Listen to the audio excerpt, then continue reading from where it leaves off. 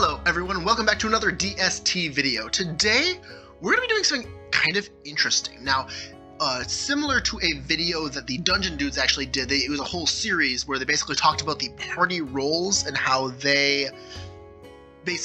each class fulfills them, and they did basically a tier list on how good each class was at all of the different party roles. Those being like frontliner, damage dealer, infiltrator, negotiator, things like this.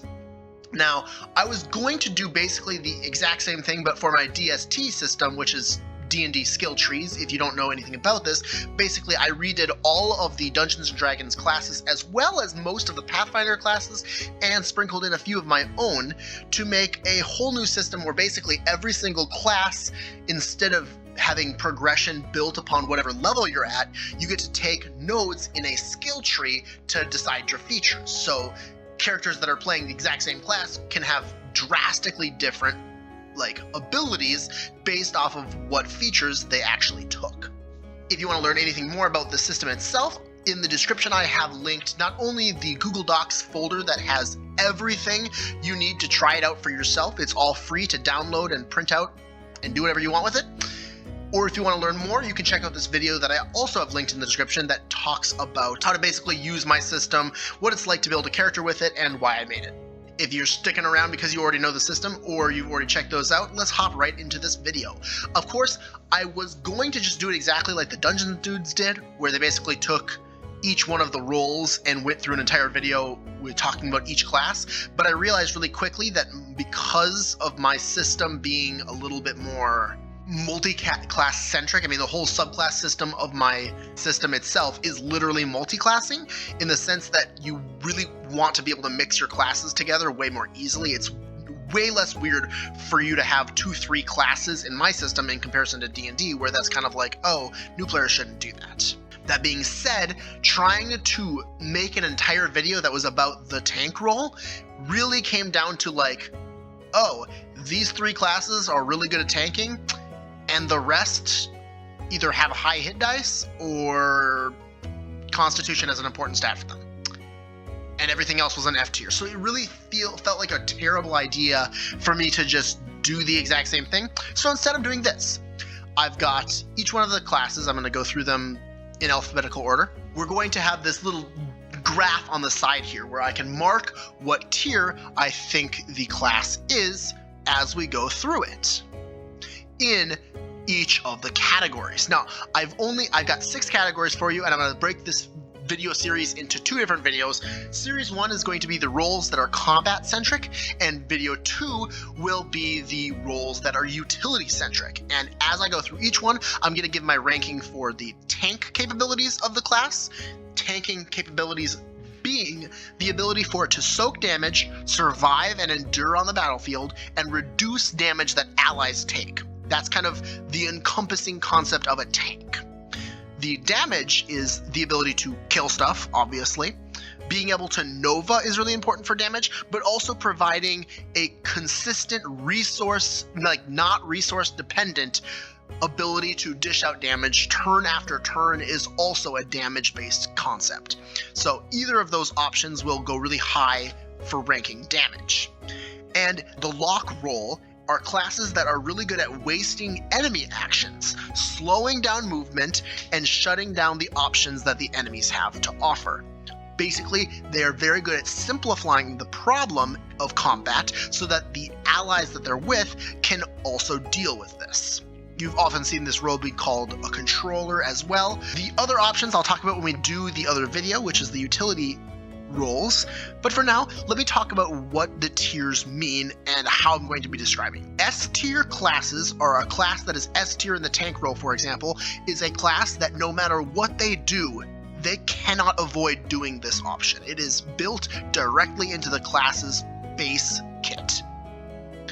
A tier are classes that the majority of the options, the majority of the nodes that you can take in the class will lead you to this option.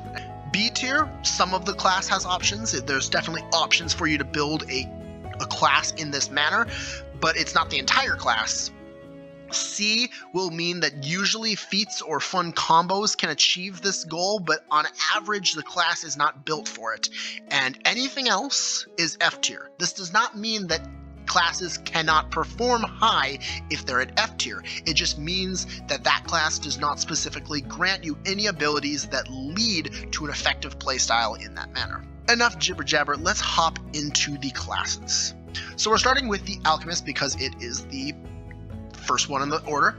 For tanking options, the only real options that alchemists have are the red vial, blue vial, and green vial options. These are all brewable potions that they can create, drink, and grant themselves a barrier to protect themselves for long in combat.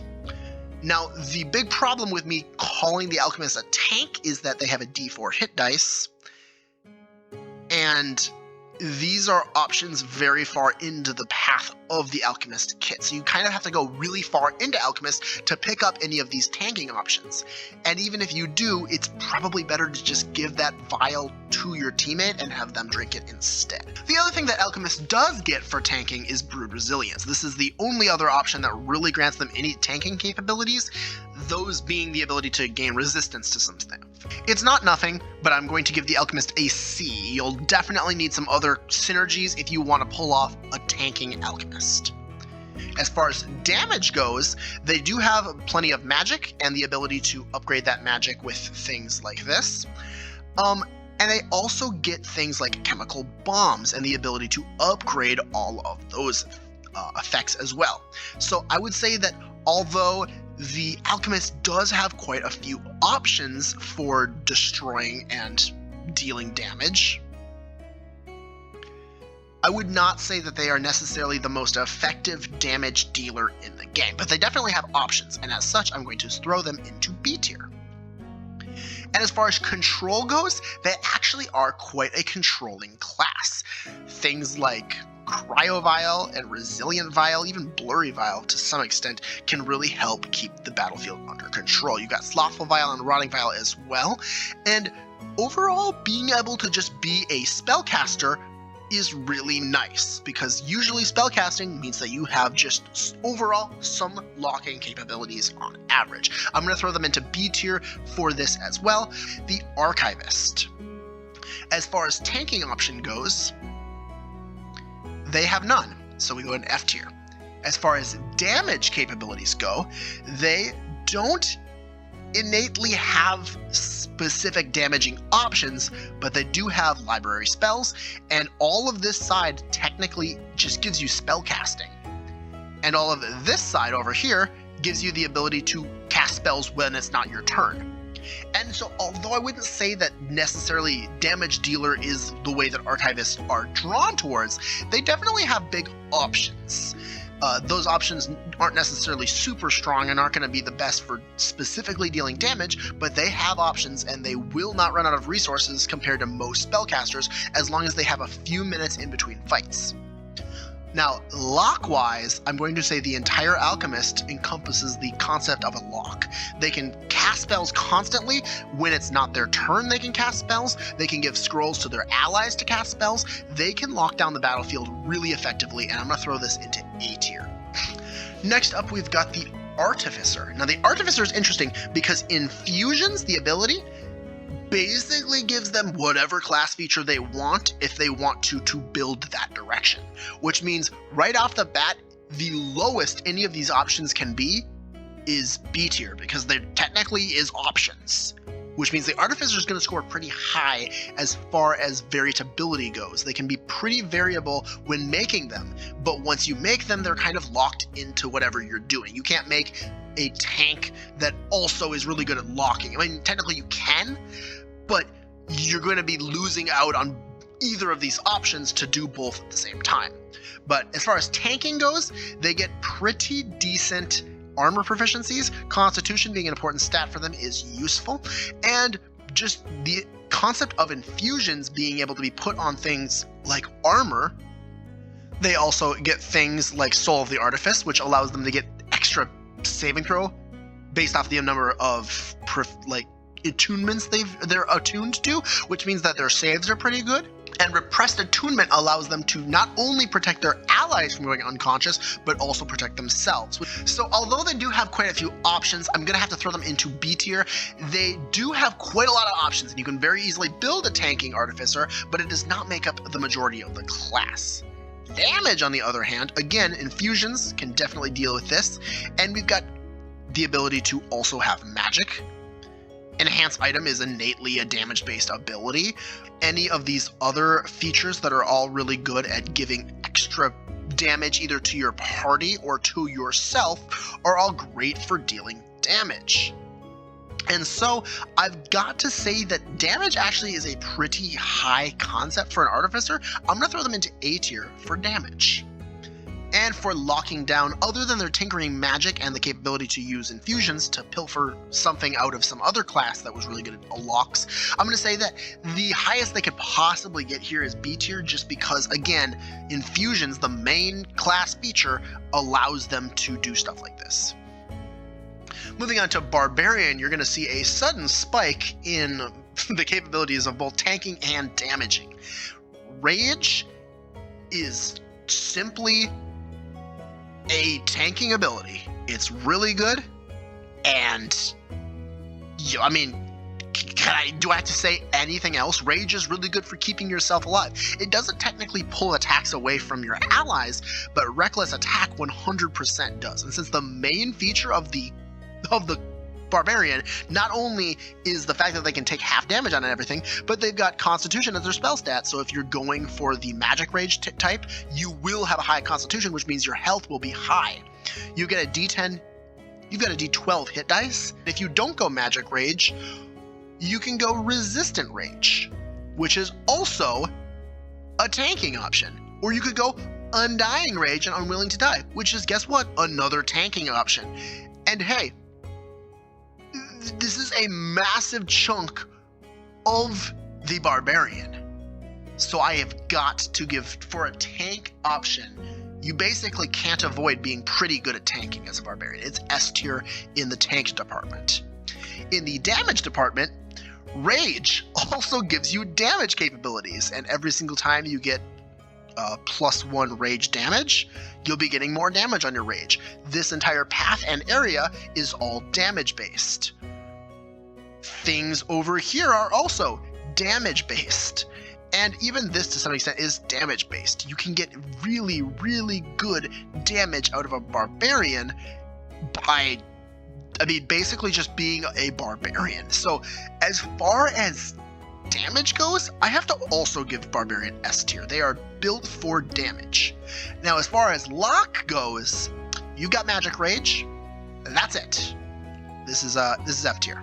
That's the closest thing you can get to being good with magic as a Barbarian. Moving on into the Bard, we'll see a sudden drop-off in combat capabilities, as the Bard is definitely more of a support-based class. Tanking option-wise, Constitution is a major stat for them. They also have Cutting Words, which can help keep some of their teammates alive by stopping the attacks of enemies, but I still have to drop them into F tier. It's not necessarily a very viable strategy for a Bard by itself. You'll need a lot of combos to make it work. As far as damage goes, I'm going to have to note the fact that they do have glamour spells. Now, this is spellcasting just like every other caster gets. The Bard spell list isn't innately made for damage. They do have damaging options, and they definitely have ways to up their damage with a few different things. But on average, I would say that Bards really aren't built for damage either. They have options, but I'm gonna have to put this into C tier for combat capabilities. Now, Lock, on the other hand, glamour spells, really good for locking down the battlefield, and they can get really high spell save DCs with their +1 max proficiency bonus. Basically, I would say that the Bard's best combat capabilities are in the form of either support, which is talked about when we talk about the utility classes, or locking down the battlefield. I would have to give them a B here because, again, although they definitely have some options, I would say that the most important parts of Bards come in the form of utility, which, again, we'll talk about in the next video. Moving on to the Chieftain, we have tanking capabilities, the Tulpa is by default a tanking option because you'll have 2 bodies on the battlefield instead of 1. And you can get the Tulpa a lot stronger by going down paths over here and even paths over here, making it bigger so that it takes up more space on the battlefield, meaning it's a more likely target for your enemies because they can't get past it, they gotta attack it. The D12 hit dice also helps them out in the tanking role here. I'm going to say that B tier is perfect for the Chieftain. It's definitely got some options, although you can also do things like Long Blow, which kind of negate the concept of 2 people on the battlefield. So don't expect every Chieftain to be a tank, but they definitely have options. As far as damage goes,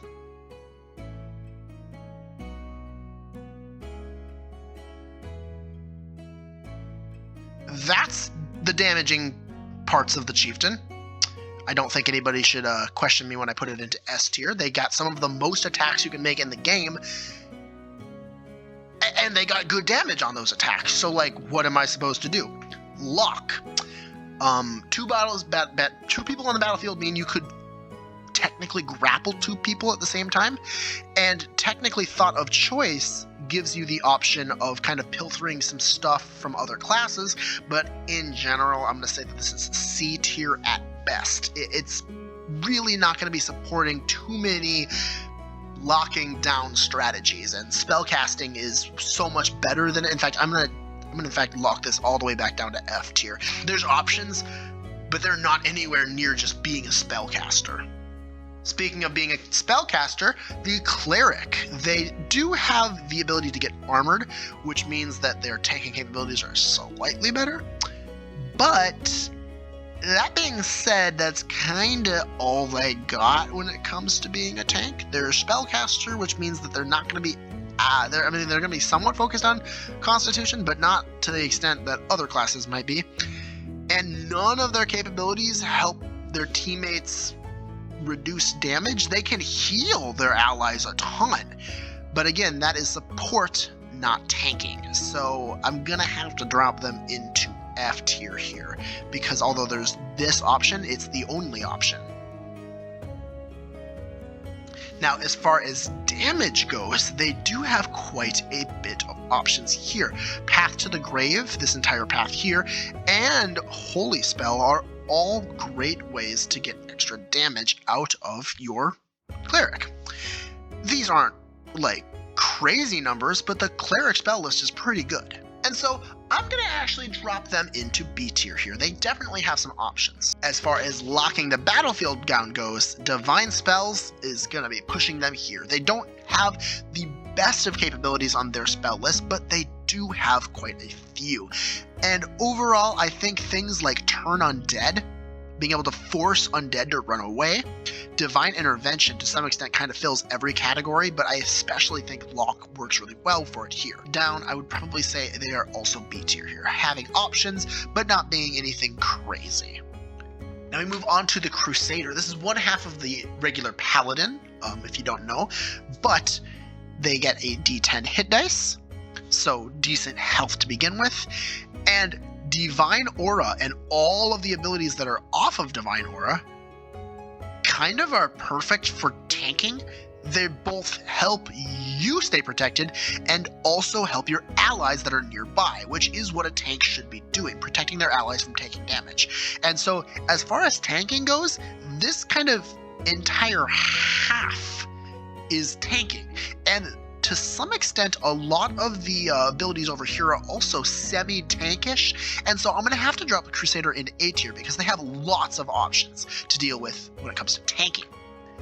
And as far as damage goes, well, we've got quite a few options here as well as basically all of their Channel Divinity being mostly damage-based. And as such, I'm going to have to drop the damage category also into A tier for Crusaders. Now bringing us down to the lock capabilities, well, they've got spellcasting, and that's it. Moving on. Dragoons. This is a fun one to talk about because Dragoons decent capabilities when it comes to hit points. They got a D4 plus a D6, which means that they're on average more than a D10. And they also have Constitution as a major stat. And that major stat is really important for them because they use it to determine how many skill points they have.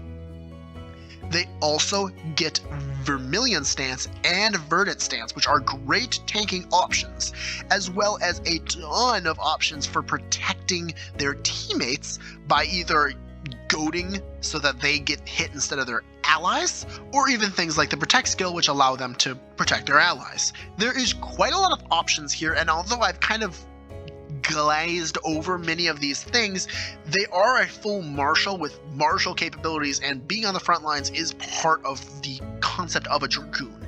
And so for tanking capabilities, I'm going to give them a B tier. They've got a lot of options, but you can pretty easily ignore them if you'd rather do damage focus build. Which Skilled Strikes is innately a damage-based ability, and basically this entire path here is damage-based. And even on the sides that are not damage-based, you got options for being damaging. And so I kind of have to also say that the Dragoons basically always are good at damage, so A tier for that. Now, unlike the Crusader, which got low ranks on lock, the Dragoon has really good options as far as lock goes. They've got all of these, which are basically locking abilities to some extent. Even things like Stoic Stance and Cling Skill are really good for lock to some extent, and even the Knock skill over here. So as far as lock goes, I'm actually going to also give them a B tier, but Dragoons are solid on most fronts, which makes them a very good combat-based class. The Druid. Tank Druids actually have quite a bit of options, because Wild Shape is innately a tank-based strategy. They can protect themselves by becoming big, bulky, and having a lot of hit points. Not all of these abilities are innately going to give them extra abilities when it comes to being a tank, but the majority of these upgrades either bring them to better CR ratings or just straight up give them extra health. The ability for Druids to be good at tanking really comes down to if they've taken another class that can help basically goad other creatures, because other than just being a big bulky chunk of hit points, they do probably want to protect their allies a bit if they want to get better in the tank group. That being said, I am going to give them B tier because they do a very good job at just being bulky and hard to kill. Damage-wise, they get spellcasting, and they can get some of the fastest speed of spellcasting in the game. That being said, the Druid spell list, although it does have damaging abilities, is not focused on damaging abilities, so I'm going to drop these into B tier as well. And then I'm going to again highlight Druidic spells here because locking capabilities are pretty good on the Druid. Most of their spellcasting also can become brought in as far as locking goes, and so for the Druid at the very least, I'm going to give them A tier for lock, because the Druid spell list does have quite a few of locking options, and you can access them quickly with your spell list being sped up in a lot of ways. Moving into the Fighter, as far as tanking options goes, they've got a D10 hit dice, and they do have Protector and Defense, which can help protect their teammates just a bit. On Your Shoulders is more of a healing option than a tanking option, but it technically does give them some options for helping their team, and Indomitable is also really great capabilities for keeping them in the fight. Second Wind is innately the ability to heal themselves. It's not technically the same as tanking, but having more health means that you're harder to kill. And in general, I'm going to say that the tanking option wise for the Fighter, they don't have a ton, but they have some, and Protector goes a long way, being able to kind of stop enemies from attacking your team. So I will drop this into B tier for tanking. Damage wise, I think we can just highlight the entire class. The Fighters are really good at dealing damage. Second Surge, Action Surge, really good abilities for dealing damage. Do I have to say anything about this? I feel like people understand that Fighters are good at attacking because they're called Fighters. And as far as locks go, they got tunnel stance. This is F tier. Moving into the Gish. This is an interesting thing when it comes to tank because they kind of get the best options of like an Eldritch Knight type character in that they can cast shield. They have decent hit points, and the only stat that is really not important to them is Constitution, which is going to be kind of important to them. They get things like magical resistance, which is pretty useful for protecting themselves. But in general, I would say that they definitely need some extra abilities added before they'd be considered anything other than C tier. Damage-wise, on the other hand, the entire concept of a Gish is to mix your damage with your lock capability, which means that the Gish is kind of perfectly made to be high in both of these two categories. I will literally just highlight the entire list again because they're good at damage and they're good at locks. I'm going to be giving them an A tier in both damage and lock because both of them are very, very good options. I would say that on average, damage is going to take the higher between the two, but Gishes can be dishing out quite a bit of locking capabilities as well if you build them that way. Moving into the Gladiator, other than the D10 hit dice that you get, you really aren't going to be getting very many options when it comes to tanking on the Gladiator. Dodging maneuvers might be the only tank ability we'll see on the entire thing, and so I'm going to have to drop them into F tier for this one. They aren't bad because they are marshals and they're supposed to be on the front lines, but as far as like being a tank goes, they are not that. They are definitely damage focused on the other hand. I will again just highlight the entire class with damage. They deal damage a lot. Things like vigors to counter blood rush, bonus vigor, vigorous attacks especially break limits, vigor down for everything that you're using your vigor for, unending vigor. I mean, and the ability to even sprinkle some spells in here could be considered damage-based. Extra attack over here and just a lot of abilities when it comes to being a damage dealer. I'm going to drop them also into S tier because it's really hard to be a gladiator and not at least be able to dish out some damage every single combat. As far as locking goes, on the other hand, I've got to give them some decent capabilities here as well. The ability to use nets as a source of locking down the battlefield and being able to do them effectively and often, especially against targets that normally can't be netted, means that you actually get a pretty good control build here if you build for it, which means that gladiators actually get B tier in lock, which is kind of interesting to me at least. And now the Guardian, the tank class. The entire class is tanking, except for maybe this area, but it's kind of tanking a little bit too because it allows your allies to do stuff when it's not their turn. This is the S tier tank. This is in fact the SSS tier tank. It is the best tank in the game, and it is impossible to build a Guardian that does not at the very least have some tanking capabilities because the main class feature allows them to take less damage. I mean, what's left to say? They're the best tank in the game. Damage-wise, I've got to say that command especially is some of the best damage that you can deal by not actually dealing damage yourself. This is kind of more of a support feature, but I've got to at least give them a little bit here. I'm going to throw them into C tier because they've definitely got options for damage. It's just not them specifically doing the damage, so yeah. Locks, on the other hand, this entire section of the class, especially this feature right here, is a lock. Taunting is especially a tank-based ability, but it technically is also a locking ability. I'm going to have to throw them to B tier here because they get really nice options for locking down the battlefield and forcing the enemies to attack themselves, which again, kind of a tanking feature, but it is also kind of a lock feature. Investigators have got absolutely no tanking features. F tier. Investigators have this section for damaging features, but let me actually highlight specifically the features that help them deal damage in fighting.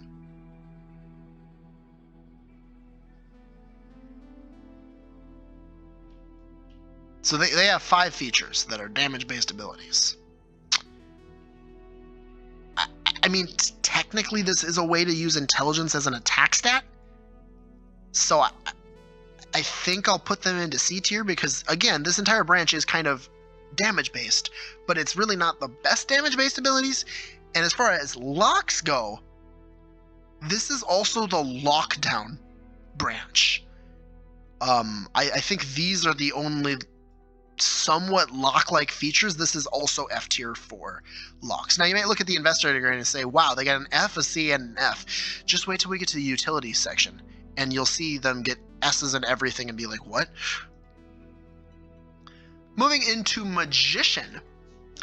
Tanking capability wise, they've got a D6 hit dice and no constitution benefits other than concentration. F tier. Damage wise, they get wand spells, so spell casting capabilities, same spell list as the bard, which means that they've got some capabilities for damage, and mystical magical deck and staged kind of also bring a little bit of damage. They also bring a little bit of tank capabilities, but on average I'm going to say that the Magician really needs some other like synergies if you want to make them into a damage character. A lock character, on the other hand, most of this spell casting included with the things like Illusory Self just allow them to be really good at distracting enemies and locking down the battlefield.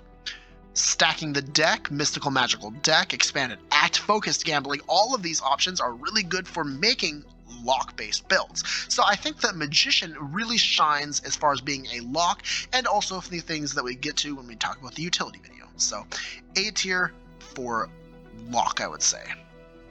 Moving into the Magus, D8 hit dice character. They are kind of made to be on the front lines, but they're not going to be the best for actually staying alive during that.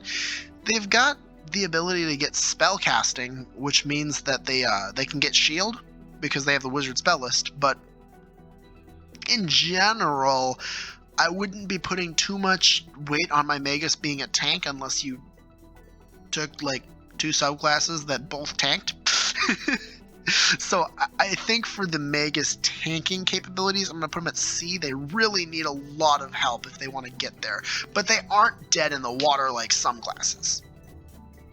For damage, we can look at the entire half of the Magus, which is a spell strike, and how that basically is perfectly made for dealing lots of damage. They are also really good at control with this capability because Spell Strike is really good at locking down enemies because it innately removes the capability for them to make a saving throw. So much like the Gish, I'm actually going to be giving them an A in both damage and lock because they're kind of the other side of a Gish. Moving into the Manipulator, very similar to the Artificer, Substance Cloak kind of allows them to fill any niche they want by picking nodes from other classes. The difference between Artificer and Manipulator is that they have a D4 hit dice and no Constitution benefits other than concentration checks, which means that for tanks, I'm going to have to drop them into C tier, even though they've got Substance Cloak, which allows them to kind of copycat other features, because even the best features from other classes kind of suffer when you have a D4 hit dice instead of like even a D8. Manipulator damage, on the other hand, Manipulate Matter is innately a way to cast spells with dexterity instead of your spellcasting stat, which means that you can kind of build closer to the basic melee builds, and using Substance Cloak especially allows you to really kind of max out the capabilities of being a Gish damage dealer that uses dexterity for their weapon attacks. So like, you know, rapier or even rogue-like weapons will work really well with the Manipulator as a Gish. You don't have to be a Gish with the Manipulator, on the other hand, but these are great options for basically being a damage dealer. I'm going to drop them into B tier. They have lots of options. And as far as locks go, I would say that a large chunk of the abilities on this side of the field are lock-based, even a few on the other side here as well. But in general, I'm going to say that the Manipulator is kind of more of a lock than a damage, but both kind of still fill B tier as far as I'm thinking, because both have options but are not forced strategies. Now, where does the Monk fall when it comes to tanking options? Well, I would say that innately being a dexterity-based class is pretty useful. And having 2d4 hit dice means that you technically get better health than a d8 hit dice character. They also get unarmored body, which means that wisdom and dexterity can be even more important for them. But we start running out of things that I can say pretty quickly here. It's not that they don't have anything, and deflect missiles and deflect attacks are great ways to also keep yourself alive for longer. The problem is they don't really have any ways to protect their allies in the process, and as such, I'm going to have to drop them into C tier. They have options, but they definitely need more options if you actually want to fulfill the tank role.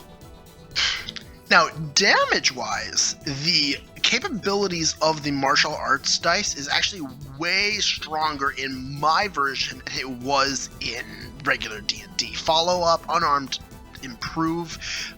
Even things like stasis strikes can make for some really interesting options in combat, and Centipede Flurry is just straight up one of the best ways to deal as many attacks as possible in one turn. And don't even get me started on some of the options when it comes to your key-based attacks. Deer Strike, Crane Kick, Wolf, Tiger, Snake, all of these are great ways to deal extra damage when you are in a fight. And so I'm going to have to definitely drop Monk into A tier. It's some of the best damage you can do, but although that being said, you can avoid it if you try really hard. Lock. Time to talk about some locks. We've got Stunning Strike. That's it. That being said, Stunning Strike is some of the absolute strongest lockdown capabilities available to any martial class. So despite there only being one feature, I am actually going to give them B tier, because that one feature is strong enough to make monks, and going monk just to get more key points so that you can Stunning Strike every turn, a viable lock option, which is crazy to say, but it is really good. Talking about the Mystic, they are a D6 character, which means that tanking-wise, they suck. They're a full spellcaster, which means that they have no other options, so F tier for tanking. Let's move strictly and straight into damage, because Mystic Missile is some of the best damage in the game. And I'm not exaggerating when I say that, especially if you actually get the whole list here. It's the strongest cantrip in the game. It beats Eldritch Blast when it comes to damage capabilities. And that's not to even mention the fact that a lot of these abilities over here can help deal extra damage if you take the spells that deal damage. So I'm actually going to drop them into S tier here. I think it's almost impossible to build a Mystic that can't deal damage. Unless you're building a Mystic that is fully focused on controlling the battlefield with their lockdown capabilities. Mystics do not have the best spell list for locking down the battlefield. But I still have to give them A tier, because even with the list they have access to, they have options, and their options are really good when you mix them with all their abilities on this left half. You get a feat that gives you the wizard spell list, and it's over. They're S tier and lock if you do that. Moving into Oracle, we have a very interesting discussion to talk about here. They are a constitution-based class, which means that they're going to have decent hit points. D6 hit dice, which means that they're not going to have decent hit points. Those two kind of cancel each other out. Cursed spells. You pick two spells from any spell list that are 3rd level or lower. Those are your cursed spells. And you drain the capabilities of yourself to cast them. But they get upcast so high when you start grabbing these extra curse level upgrades all over the class. And you can be casting like a 20th level spell. No joke. So I'm really split here, because technically I can pick up something that gives me temporary hit points, like Armor of Agathis, and become an amazing tank for my team. I won't have the best taunting capabilities, but grab me a feature from a different class or something that gives me taunting, and I have to actually put the Oracle, despite its D6 hit dice and the capabilities of like literally draining your own health in the process, I have to slot them into C tier because they've got options. Damage-wise, Cursed Spells is a damage ability. You pick up Fireball with this thing and the entire Oracle becomes a damage-based ability class because you throw out a Fireball at level 20 and everything around you dies. I can't in good faith give them S tier because technically both your cursed spells could be non-damaging spells, but they are the closest thing to S tier that I can possibly give. And it kind of goes the same for Lock here. If you pick up a lockdown spell as your cursed spell, all of these abilities are going to help with that lock. The problem is that lock spells don't build in the same way that damage spells do. Damage spells, upcasting them gives them more damage, but most lock spells don't get better at locking down the battlefield. They either get a little bit of extra damage on top or maybe get like a bigger area of effect. So unfortunately, I'm going to say that they definitely have options for locking down the battlefield, but nowhere near as good as they have options for damage. Moving into the Paladin, you'll note that the Paladin is different than the normal D&D Paladin. That's because, like I said earlier, they kind of share half a class with the Crusader. The other half of the Paladin is the Paladin in my system. The tanking capabilities they have, other than lay on hands kind of being a way to keep themselves alive, is very little. They don't really have tanking options. They've got decent HP and good armor proficiencies, but if that's what it took to be a good tank, then the Cleric would have been a good tank. So I'm going to say F tier for the Paladin. If you mix this with a class that's really good, then you'll be really good, but I mean, a bunch of feats aren't going to get you there. Damage, on the other hand, is the entire left half of the Paladin. And I'm not just saying like, oh, I mean, it's only 1/3 of the class. It's actually kind of more like half of the class. They get Smite. If you don't know how good Smite is, if you've been living under a rock, everybody knows Smite's good. I have to put them in A tier. It's not the whole class. There is other stuff over here that's not damage based. But if you're playing a Paladin, you're at least taking Smite. I mean, come on. And luck-wise, they have the Paladin spell list. And that's, I mean, some of their smites kind of lock down the battlefield. But usually it locks down the battlefield because they're killing the enemies, not necessarily locking them. They have options, but like, I wouldn't be thinking of my Paladin as the controller in the group. Polaritist. This is a really weird class, and when I make my proper system that's going to be not D&D based, it'll be my own like tabletop system, the Polaritist will actually be a different type of class. It's not going to be a full class. It will be what's going to be called a canopy class, where basically you add it on top of your class as a little bit of extra flavor, but it'll be way smaller than it currently is, because the Polaritist really is weird. D8 hit dice, and as far as tanking goes, they've got not much. Gate of Defense is kind of the only feature that could be somewhat considered a tank option.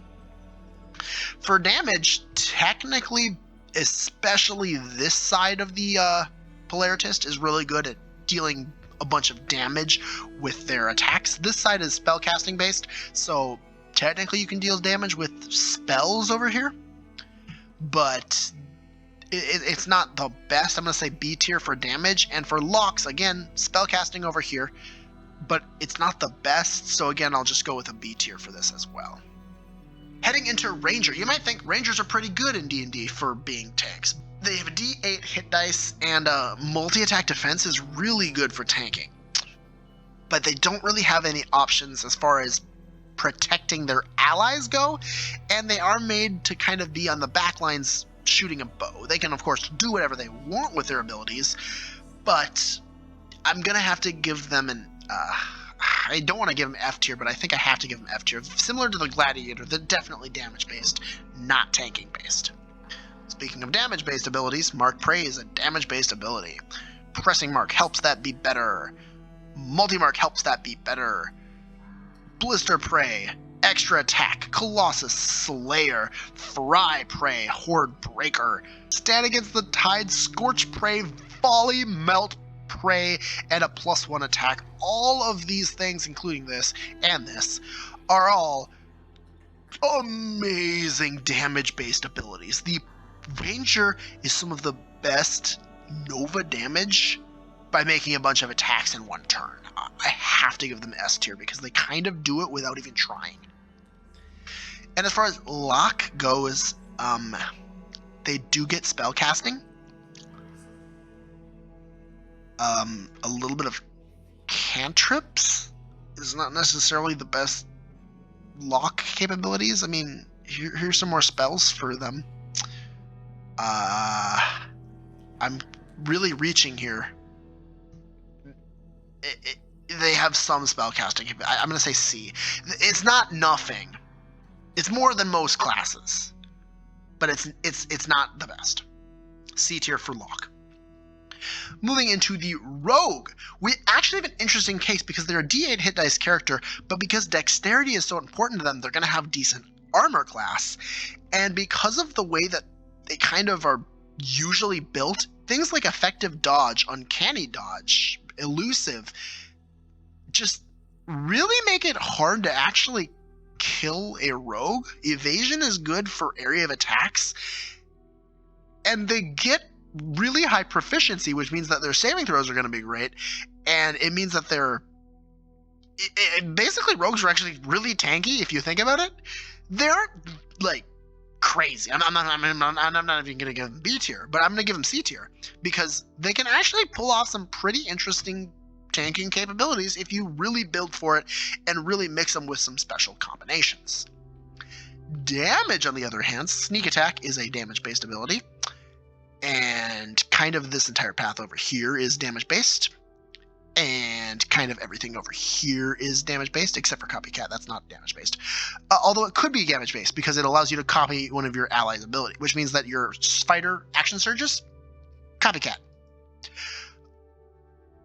I mean, I don't know what else to say. They're pretty damage-based. It's very important to them. Sneak Attack doesn't have a resource. You just do it. You do it once a turn, and whenever you do it, it happens, and it's good damage. As far as Lock goes, Rework the Field is the only feature that could be somewhat considered a lock ability. F tier. Moving into Samurai, we have an interesting situation. A D10 hit dice. They are kind of similar to the Fighter in the sense that they're very just like, I'm a martial class that is martial, does martial things and has martial abilities. Champion's Challenge could be considered a tanking ability, but if anything, I would pick this up on my fighter that's trying to be a tank as the push feat rather than actually going samurai and trying to be a tank samurai. Just because it's a full martial that has decent hit points, I have to give them C tier, but I would say that this C is lower than the Rogue's C, which is saying something. Damage-wise is, yeah, samurai are damage dealers. There's kind of nothing that they do that doesn't help them do more damage. And let me quickly circle the things that they have for locking down the battlefield. That's right, they have nothing. So F tier for lock. When it comes to Shaman, we have to keep in mind that they are a Constitution-based spellcaster, but they do have a D4 hit dice, which those things, again, just like the Oracle, kind of cancel each other out, but then we start looking at the class itself and realize that there's no tank options, like nothing. So F tier for tank. For damage, on the other hand, Mage Tracing and can tracing for that matter, are both ways to up damage either for yourself or for your ally with can tracing. They are by default kind of a blaster type character, but I wouldn't necessarily say that damage is their best capability. It's just that most enemies that they fight will be damage dealers, which means that they can copy those spells and be good damage dealers. I'm going to actually give them A tier here just because you kind of have to be decent at being a damage dealer unless you strictly only mage trace non-damaging abilities. That being said, moving into Locke, I mean, this section right here, if you know, you know. It's really good to double concentrate on spells, and you might not have access to any other spells, but just taking a feat that gives you extra spell access and then taking advantage of all these high caster levels that you can get to, because the shaman is a full spellcaster that gets higher caster level than even the sorcerer. And so I've got to also put Locke in A tier because you have a ton of options. I would say that this Locke is a higher A than the Gish and Magus's Locke, but the damage is a lower A than the Gish and the Magus's A. Moving into Shepherd, we have an interesting situation. A D8 hit dice character that has things like intake hits off their stamina to really kind of actually fulfill a tank role. They've got wise stature to help with their hit points. Sturdy stance is also kind of fun to be able to say I'm not being moved by anything. They are actually somehow a tank. It's not a huge option. I'm only going to throw them into B tier, but they do have options here, and I do think those need to be mentioned. Damage, on the other hand, is very easy to see that both these sides of the equation are damage-based paths. They even have extra attack down the middle, and Designate Destiny and Employ Faith are both huge damage dealing abilities. So I've got to also give damage for the Shepherd. So for the Shepherd, I actually am going to just chuck down an S tier. You technically can go this way and not get to these abilities to avoid being a damage dealer, but once you start getting into this side or this side, you're going to immediately see that damage is increasing quickly. So I think Shepherd has to be an S tier damage dealer. Locke, on the other hand, isn't necessarily the best for a Shepherd.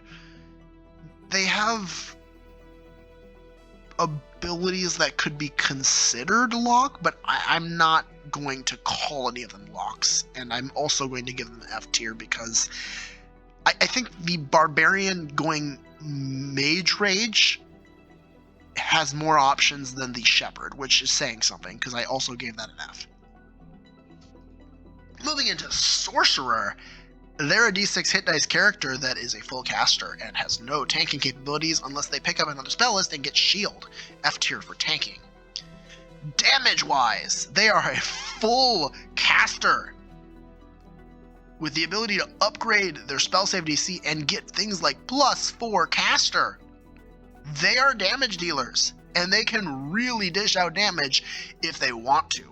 Not to mention metamagic can help with damage in a lot of different areas, like empowered and large, even heightened. These are all great options for dealing extra damage. But let's talk about Locke options. Every single, almost every single metamagic option has a way to be used in a Locke-based manner. And almost everything over here also can be considered Locke because upping your spell save DC helps with your Locke abilities. The Sorcerer is an S tier Locker if they pick the right spells.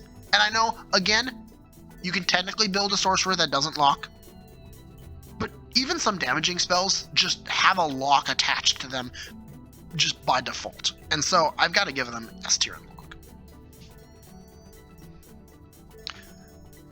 Moving into the Swashbuckler, we have another situation where it's very dexterity-based class that has a D10 hit dice. So actually decent options for having high AC and being on the front lines because they are kind of a skirmisher type character.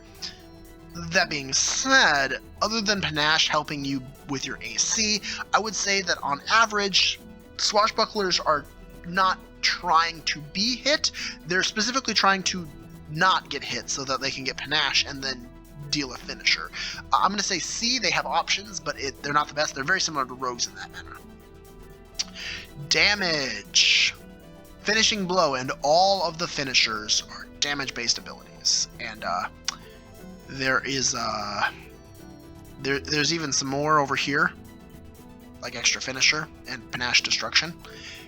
But the swashbuckler kind of, if you want to have the full class unlocked and actually use your Panache for stuff, swashbucklers are damage dealers. Very, very, very easily, swashbucklers are damage dealers. I'm going to say A tier for that.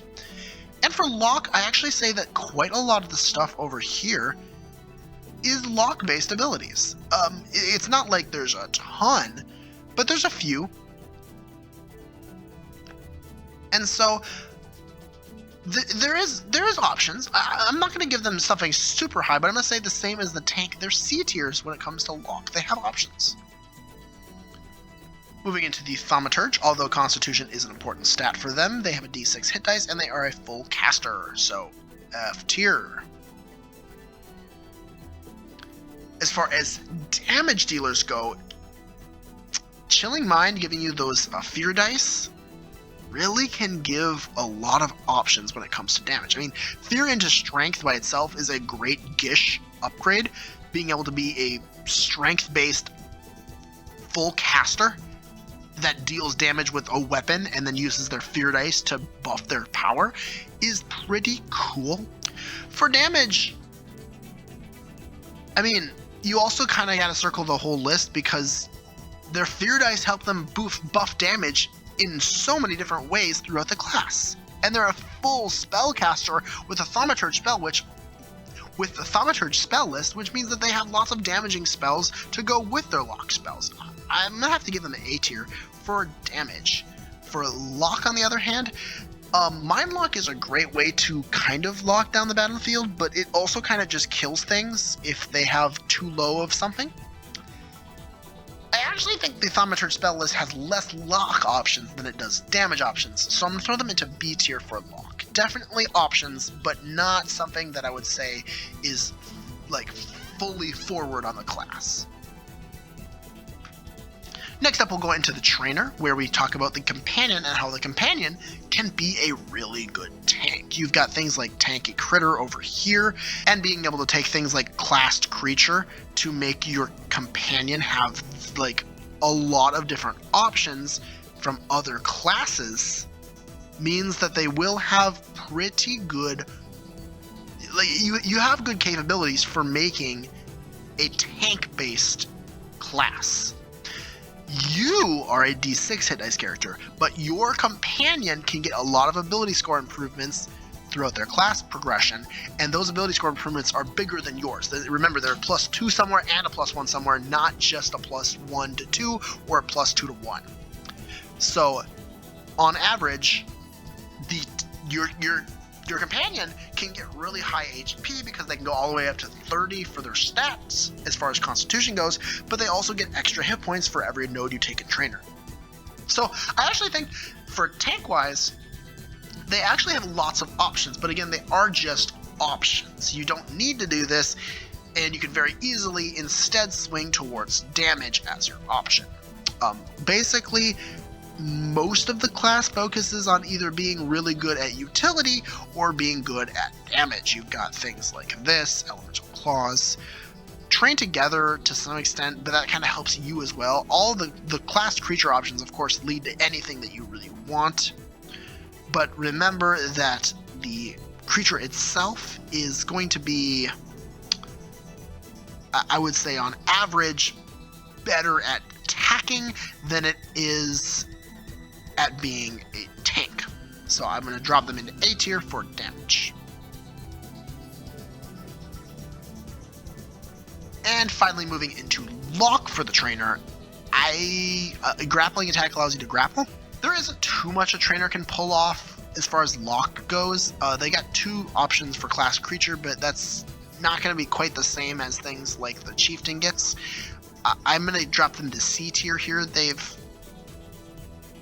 really don't have very many options, so C tier.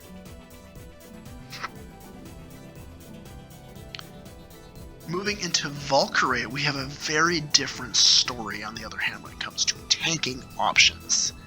Vulm, a D10 hit dice. Valkyrie's form innately building up your allies around you while you keep yourself alive with better AC and being able to fly around. Mix that with things like Shatterproof Maintenance and Frosty Protection. These are great options, and although I've only circled a few things, keep in mind the Valkyrie's form is an innately tank-based ability, keeping you alive for longer and helping all of your allies stay alive. You're a really important target for the enemies to attack because you're buffing all of them. Again, they'll get a lot more points when we go to actually utility and support classes, but tank-wise, I actually think the Valkyrie is an A tier here because they kind of do it no matter what, at least to some extent. Damage-wise, Necessary Violence can actually make for some really powerful attack-based Valkyrie builds. Not even keeping in mind the fact that they have spellcasting, which can also make for some really good damage-based attacks. Vigilant Rebuke helps with damage, and I think honestly most of the capabilities that the Valkyrie has like on them can help deal with a bunch of creatures at once, or help their allies deal with them quicker. I'm going to say for damage, they've definitely got some options. It's B tier because, again, these spellcasting options can be done in different ways if you want. Those different ways being lock. This is the options as far as lock goes. For the Valkyrie, they've got a lot of options, and they're really good at keeping the battlefield under control with their spellcasting, instead of using as damage-based abilities, but using as a lock. I think the Valkyrie makes a really good case for being B tier in lock. They've got lots of options, but you need to take them. Getting down to the last few, we've got another S tier tank here. I'm not gonna really go into too much detail here, but I mean, they've got so many reaction-based abilities that can help cover for their allies' weakness, safeguard their body.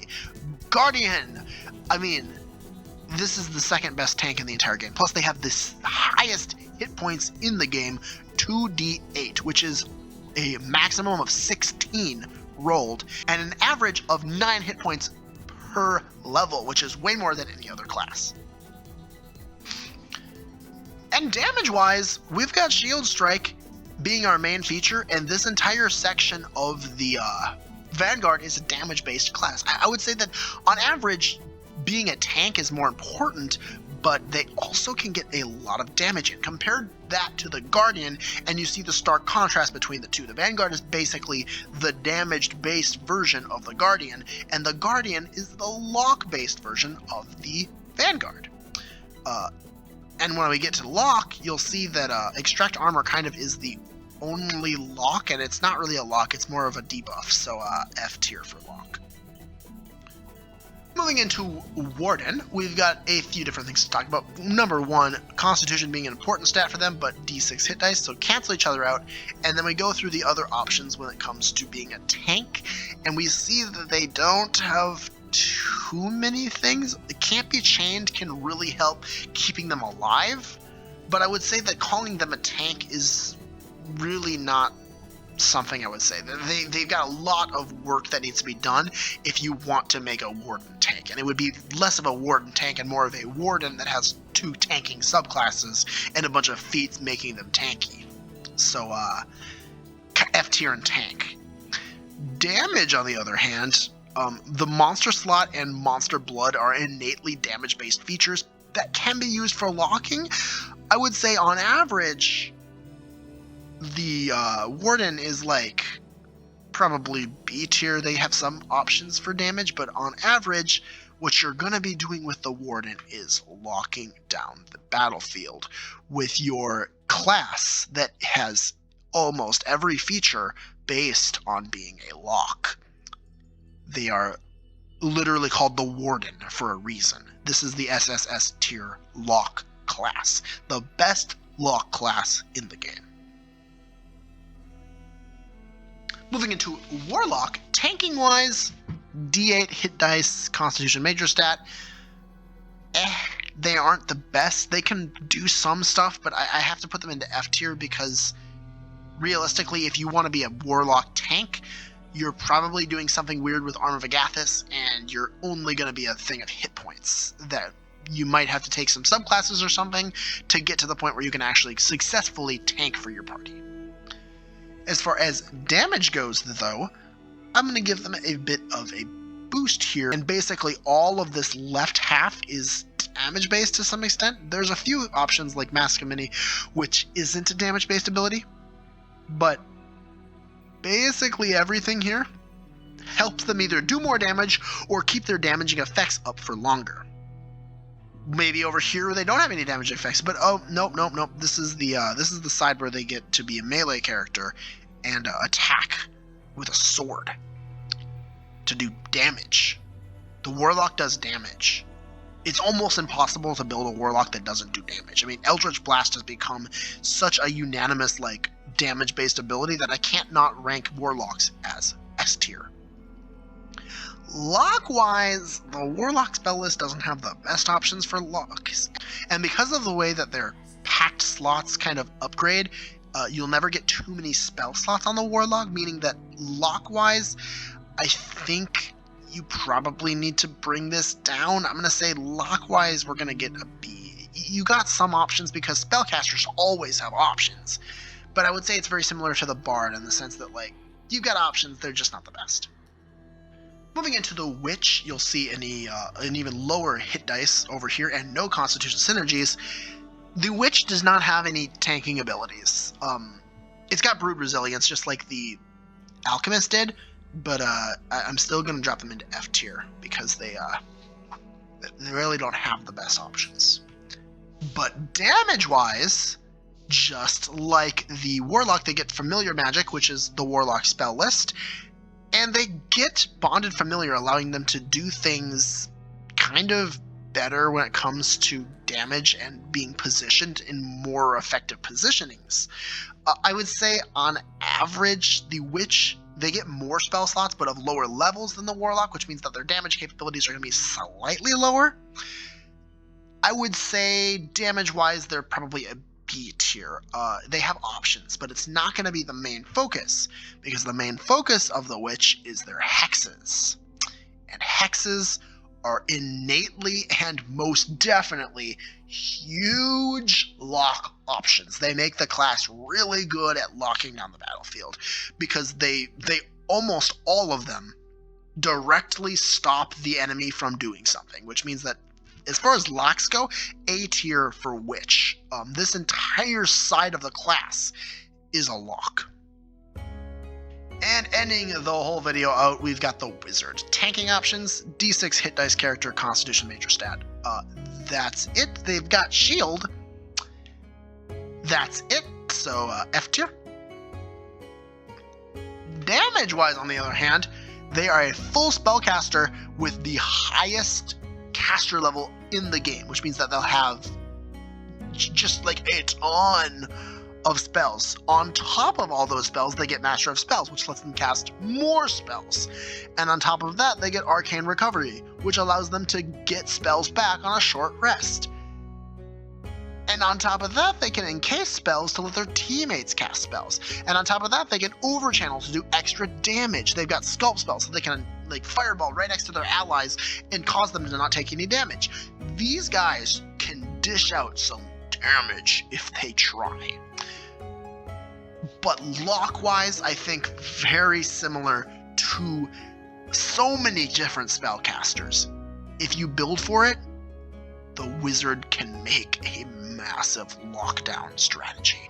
And I think that the Wizard deserves S tier even though you need to pick the right spells to be a lock. I think those spells are so easy to pick on the wizard, especially because of how many spells they actually get access to. Because they're not only a prepared spellcaster, but they're also a known caster in the sense that they get to pick spells from, their list, and also spells from other lists if their DM allows them to find them in the world, which is just so fun and allows for such a creative build behind the wizard. But I do think they're S tier in lock. And so that's it.